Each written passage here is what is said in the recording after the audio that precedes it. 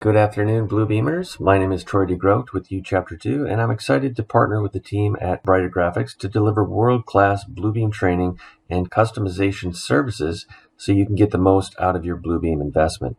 So I'm going to go up under Review to start out in the upper left corner, and I'm going to show you one more thing in here under Profiles. So I showed you where the email templates are and where the stamp templates are. If we go to Profiles and come down here to Manage Profiles, this is the folder location for where your profiles and your tool sets are all saved by default.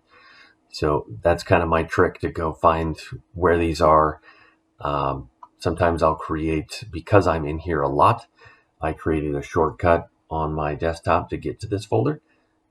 But just know this is where it's saved, and this is where you can go find those tool sets or profile files. Cancel that. I hope you took some notes. I hope you enjoyed the detailed introduction of parts of the interface in Bluebeam Revu. Thanks for joining us. Reach out to Darren and his team at Brighter Graphics to learn more about additional licenses of Revu Extreme or the small investment of upgrading your existing seats. And as always, if you have any questions regarding training or customization services for your company, don't hesitate to reach out to our team as well.